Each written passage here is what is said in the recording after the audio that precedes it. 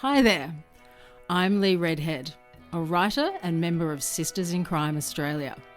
Welcome to Scarlet Stiletto Bites, scintillating short stories by Australian women. Our weekly podcast is designed for busy lives. Each murder mystery is short, but not always sweet. Expect twisted tales, quirky humour, imagination, and a frisson of feminism. Sisters in Crime Australia's Scarlet Stiletto Awards were established in 1994 to unearth criminal literary talent. We're producing these podcasts of winning stories to celebrate the Sisters' 30th anniversary ceremony in Melbourne in late 2023. The concept designer and narrator is fellow sister, actor, barrister, broadcaster, and best-selling true crime author Susanna Lobez. Hello, Susanna here. Sometimes it's hard to tell the good guys from the bad guys, and often the good guys get burnout, like Lizzie in today's Scarlet Stiletto Bite. Slasher's Return by Jacqui Horwood, 2003 Scarlet Stiletto winner. It's 11 o'clock in the morning, and I am empress of all I survey. Well, true, what I'm surveying doesn't amount to much. A large rectangular room, its walls covered by layers and layers of faded and fading posters. A pool table jammed into one corner and a broken jukebox collecting dust in the other. A spray of battle-weary wooden tables and shabby plastic chairs litter a threadbare carpet of an indeterminable colour and pattern. Dirty windows line two walls. It's sunny outside, but you wouldn't know it from in here. Still, the pub is well known, having been voted the grungiest pub in Melbourne. No mean feat, I have to tell you. I wiped the bar clean with a wet cloth and cast an eye down one end, where Percy and Gil are silently enjoying their third beers of the day. Their glasses are 3/4 empty, so I pour two more. Ta, love. I've been here for 8 months, and it's been my one constant link to human beings. My handful of shifts keeps me sane. Occasionally on busy nights I look around the room and see a face I remember from my former life. I marvel at how well I remember the person's details, their life story. A few times I've noticed someone studying me with a frown. I know they're trying to place me somewhere. I don't worry that they'll remember.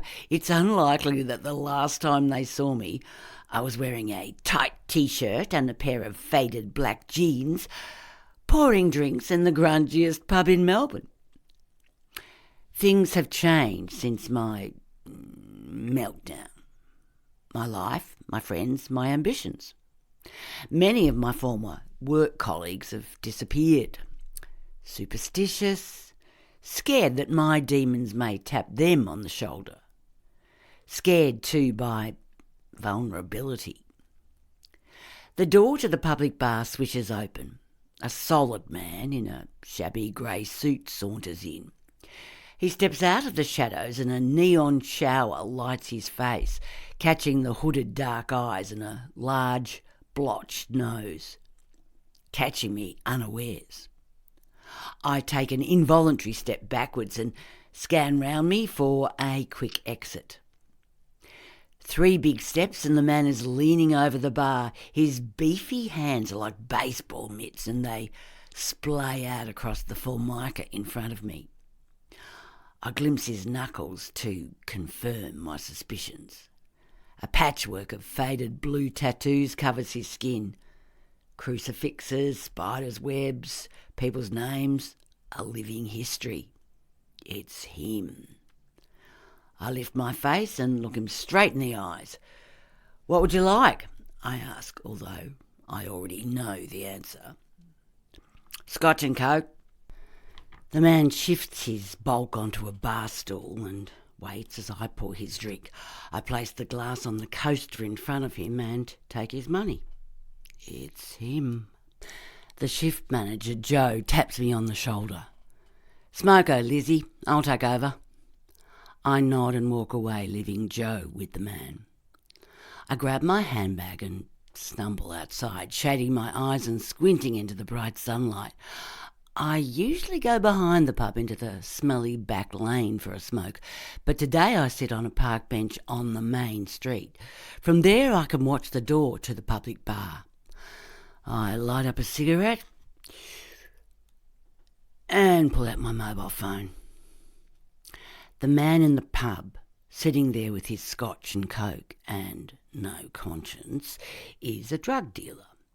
Big time manufacturer and trafficker of methamphetamine. Close cohort of bikies and crims, not known to the public, not interested in becoming a legend like other crims in Melbourne, quiet, unobtrusive, and a murderer. His name is Byron Penrose. Byron, of all the names for a criminal. His friends lack the education to appreciate the irony and call him Slasher. There's a story attached to the nickname, but it's unpleasant, just as you'd imagine. I tap my left foot on the concrete beneath me and think. Debate with myself and fiddle with the mobile. Finally, I punch in a number as familiar to me as my own name. "Brett Johnson." "Jono, it's Lizzie. Guess who just walked into the pub?" "Who?" he asks. "Slasher Penrose." There's a barely perceptible intake of breath and a pause. "Are you sure?" There's a cautious note in his voice and I grimace. "Jono, I've been depressed, not delusional." He sighs. "Oh, I'm not doubting you." I flick ash from my cigarette and watch as it turns in the breeze. "Okay, Lizzie, I'm on my way." The line goes dead. I stub my cigarette onto the concrete below and head back to the pub. Percy and Gil are waiting expectantly with empty glasses. Slasher's nowhere to be seen. In between me leaving the park bench and walking back to the bar, he has gone.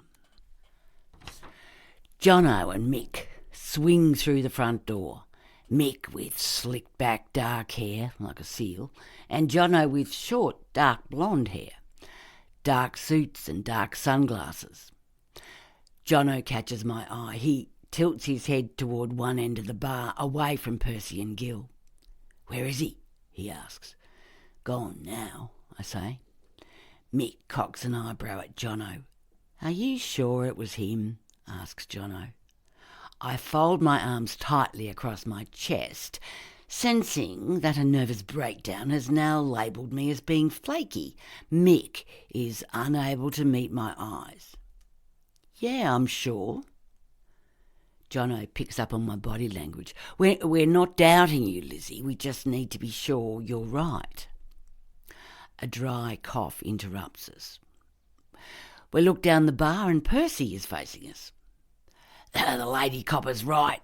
He was here." "Who was?" asks Mick. "Slasher Penrose." I smile at Percy. "You've just earned yourself a freebie, Perce." Jono shrugs. "Well, I guess we'll start checking out all his old haunts." Mick puts on his blank copper's face. He says, "I'll believe it when I see it." Like he can't believe the word of two drunks and one nervous wreck. Jono turns to me as he leaves. "Stay in touch, Lizzie." After they are gone, I pour Percy and Gil 2 pots. "You called me Lady Copper, Perce. How'd you know?" Percy and Gil dissolve into phlegmy laughter. They sit in front of me cackling like emphysemic hens. Percy's laughter subsides and he says, "Once a copper, always a copper." True enough. Hours later, I finish my shift and go home to an empty flat. I'm living with my mother, a woman in her 60s with the social life I had in my 20s. Tonight is bingo night. In the shower, I wash away the ever-present smell of stale beer and post-mix Coke. I stand in the middle of the torrent of hot water and my body trembles. Slasher Penrose. Where had that bastard been? When I first learned of Slasher Penrose, I'd just started a 6-month secondment with the drug squad. Our major project was getting enough evidence to bring him down. I turn off the shower but linger in the damp warmth and semi-darkness. If it wasn't so uncomfortable, I would curl up and lie on the tiles. It all seemed so straightforward. One of our undercover operatives was to meet with Slasher in a warehouse in Fitzroy and pay for a kilogram of methamphetamine. Jono and I placed listening devices in the warehouse and wired our operative for sound. Everything was set for the bust. Slasher was waiting in the warehouse and we were waiting nearby to make the arrest. I wrap myself in a towel and pad from the bathroom to my bedroom, throw back the doona and jump in my bed, damp and naked, scared and lonely. Into the middle of our setup wandered a 16-year-old girl, innocently making her weekly secret rendezvous with a boy her parents hated. She crawled through a camouflaged hole into the warehouse, a hole none of us knew about. Crawled through the hole and straight into Slasher. He reacted by pulling out a gun and shooting her. He ran and disappeared into the laneways of Fitzroy before we could react. We were left with a mess. There was no evidence that Slasher had been in the warehouse. He hadn't spoken, so our tapes were useless.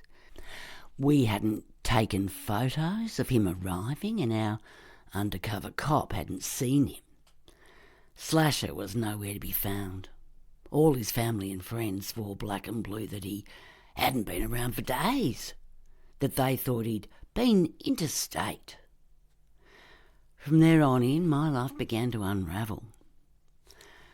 I dragged myself off to bed and put on my flannel pyjamas. My mirror mocks me. Who's the fairest of them all? Not me. Not right now. Pale skin and dull eyes. Hair that hangs like a tattered curtain past my shoulders.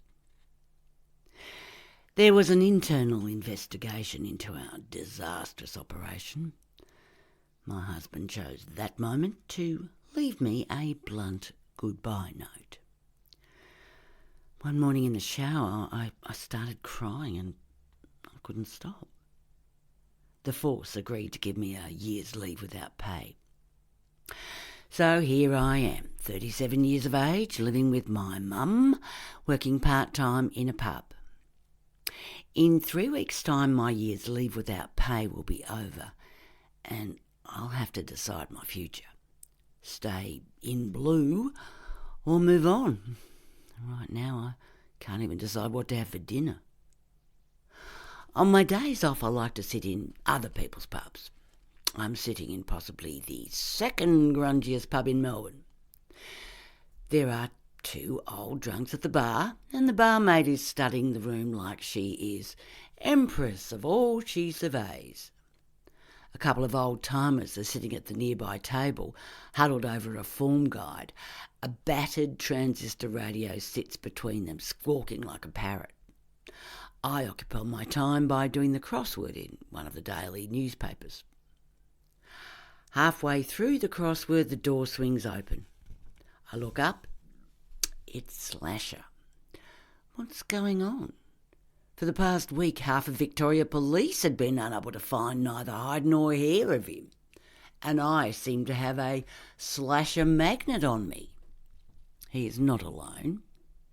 My legs twitch, ready to turn and run, and I can feel my heart flip into a calypso beat. I grip my pen until my knuckles gleam white and will myself to stay put. Slasher and his companion sit at the table, close to mine. Slasher sits with his back to me. The other man goes to the bar and asks for 2 scotch and cokes. As he walks back, I give him a surreptitious glance from under my eyelashes. He's in his mid-30s and has the bloated features of a man who has enjoyed the high life. He's not bad looking, I can tell he was once handsome. Now he hides his thickening waist underneath a baggy floral shirt. He seems familiar. I go through my mental files and can't find a match. I definitely know him from the past. Slasher and the younger man talk with their heads together, their voices low and urgent. I fix my eyes on the crossword and nibble the end of my pen while my ears strain to pick up crumbs of the conversation. I pretend to scribble letters into the empty boxes. It's difficult to hear anything, but I catch a few words. Nothing that makes sense. My head aches from trying to listen and trying to remember from where I know the other man. An old-timer has a win and whoops with pleasure. He proclaims that all drinks are on the house, last of the big spenders. Slasher and his friend finish their drinks and seem to come to an agreement. They stand and head for the door. A glint of metal catches my eye, and I notice a gold object dangling from the belt of the younger man. I recognise it as an old membership medallion from a nightclub that was popular in the late 90s. A light bulb goes off and I realise who the younger man is. And coupled with the handful of words I picked up from their conversation, I have an idea of what is going on. The younger man is Mark O'Toole. Back in 97, he used to be a regular feature in the doorway of a number of King Street nightclubs. There was always rumour and innuendo that, apart from providing security, he was involved in criminal activity, but because he was always on the periphery of the action, the police ignored him to chase the bigger fish. I'd heard ages ago that Mark now was a part owner in a couple of clubs in Melbourne, a leap from the periphery to the nucleus. I sit back in my chair and ask myself what I think a methamphetamine dealer and a nightclub owner would be up to. I answer myself, fake ecstasy. It hadn't taken the methamphetamine manufacturers in Victoria long to cash in on the popularity of ecstasy. Since the late 90s, the market had been flooded with fakes, made with methamphetamine and a mixture of other powdered substances like paracetamol and seasickness tablets. It appears that Slasher is now busy staking a claim in the business. After Slasher has gone, I pull out my mobile phone and creep off to the toilets. In one of the grimy cubicles, I ring Jono. I sigh as I listen to his voicemail message. I'm at the Pier Hotel. Slasher was just here. He had someone else with him. Remember Mark O'Toole? No prizes for guessing what they're up to. Anyway, I heard a couple of things. They're meeting tonight at 10 p.m. Unfortunately, all I heard about the meeting place was that it's a car park behind a shed. Give me a call when you can. I come home to an empty flat. Mum is at ballroom dancing. I heat up a piece of 2-day-old barbecue chicken pizza in the microwave before flopping onto the couch.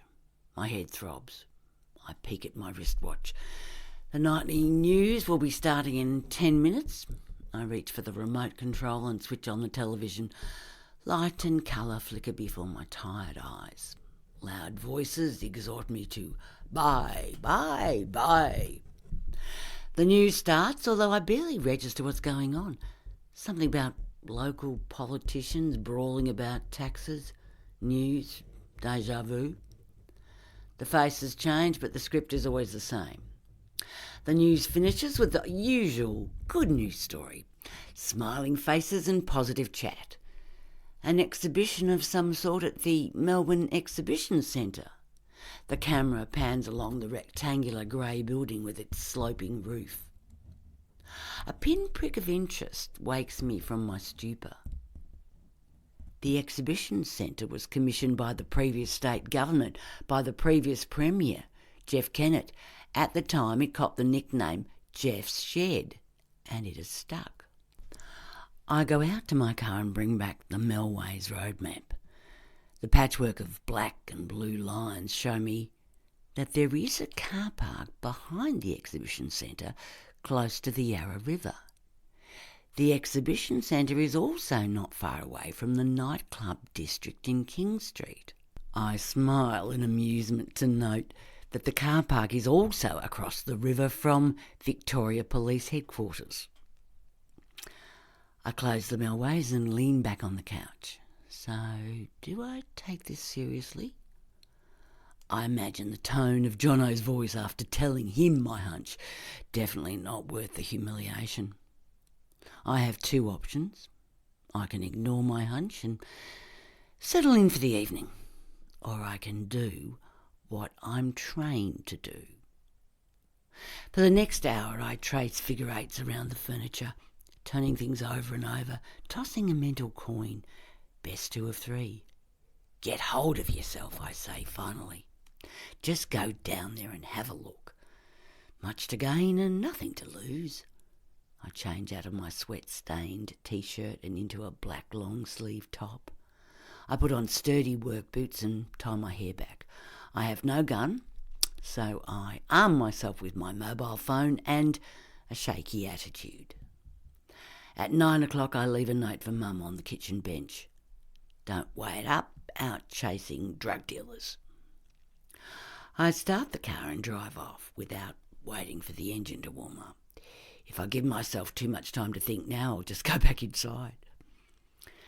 The Monday night streets of Melbourne are quiet and full of loitering taxis. I park the car in Whiteman Street, close to where the St Kilda and Port Melbourne trams turn off Clarendon Street. Over the road, the casino burns as bright as ever. The exhibition centre, however, is empty and dark. Nothing to exhibit, nothing to attract attention. I walk around the back of the centre, through the shadows and the back car park, past additional exhibition spaces to the main car park, to where I think Slash's meeting will take place. The car park is expansive and very open, with little foliage to soften its edges. 10 or so cars are dotted about in random parking spaces. I look around for somewhere to hide and come up empty. There are a couple of unoccupied yellow toll booths, but they're too far away from likely meeting spots. On the far side of the car park, running parallel to the Yarra River, is a long line of grey and white buildings. They are business spaces, mainly for event and catering companies. I notice that each business has covered steps leading up to their front doors. Maybe I can wedge myself somewhere behind those stairs. The car park is fairly well lit, but in one corner, close to the grey and white buildings, there were patches of darkness caused by broken lights. Not a bad place for a clandestine meeting. A quick examination reveals the space under one set of stairs is covered by worn palings in need of repair and a fresh coat of paint. I wiggle a couple of the palings loose and squeeze myself into the space under the steps. It's 9:45 and I'm squatting amongst spider webs, used condoms and God knows what else. Empress of all I survey. I peer between the timber slats and have a view of most of the car park. A set of headlights illuminates the car park and I hear the dull rumble of a big old car. Sure enough, a Ford Fairlane sidles up close to where I'm hiding. The driver pauses for a moment before rolling the car into a parking spot. The door cracks open and the interior light catches Slash's face. My eyes widen in disbelief. My hunch has paid off. Slasher lights up a cigarette and leans against the bonnet of his car. Arms crossed, he waits. I edge back from my viewing position and pull out my mobile phone. I dial Jono's number with trembling fingers. Again, I get his voicemail. Irritated, I whisper a terse message telling him where I am and urging him to get himself down here. Slasher sits on the bonnet smoking and waiting.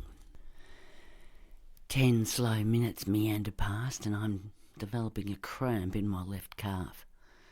I've forgotten just how boring surveillance can be. A navy blue Commodore slips in alongside Slasher's car.